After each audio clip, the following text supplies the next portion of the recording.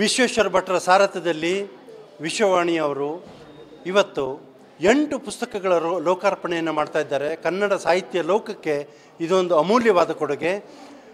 ಇವರ ಒಂದು ಪುಸ್ತಕಗಳು ಕ್ವಾಲಿಟಿ ಮತ್ತು ಕಂಟೆಂಟ್ ಎರಡು ವಿಷಯದಲ್ಲಿ ತುಂಬ ಚೆನ್ನಾಗಿರ್ತವೆ.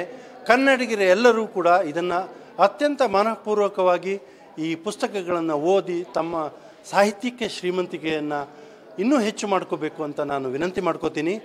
ಇವತ್ತಿನ ಕಾರ್ಯಕ್ರಮದಲ್ಲಿ ತೇಜಸ್ವಿ ಸೂರ್ಯ ಅವರು, ಧರ್ಮಸ್ಥಳದ ಧರ್ಮಾಧಿಕಾರಿಗಳು, ಆಮೇಲೆ ಕಿರಣ್ ಉಪಾಧ್ಯಾಯ ಅವರು, ರಾಜು ಅಡ್ಕಳ್ಳಿ ಅವರು, ವಿಶ್ವೇಶ್ವರ ಭಟ್ರು, ದಿಗ್ಗಜಗಳು, SL ಭೈರಪ್ಪನವರು, ಇಂಥ ದಿಗ್ಗಜಗಳು ಇವತ್ತು ಈ ಕಾರ್ಯಕ್ರಮಕ್ಕೆ ಒಂದು ಶೋಭೆಯನ್ನು ತಂದಿದ್ದಾರೆ. ಈ ಒಂದು ಕಾರ್ಯಕ್ರಮದಲ್ಲಿ ಭಾಗವಹಿಸ್ತಾ ಇರೋದೇ ನಮ್ಮ ಭಾಗ್ಯ ಅಂತ ಅಂದ್ಕೊಂಡಿದ್ದೀನಿ. ಜೈ ಹಿಂದ್, ವಂದೇ ಮಾತರಂ, ಜೈ ಕರ್ನಾಟಕ ಮಾತೆ.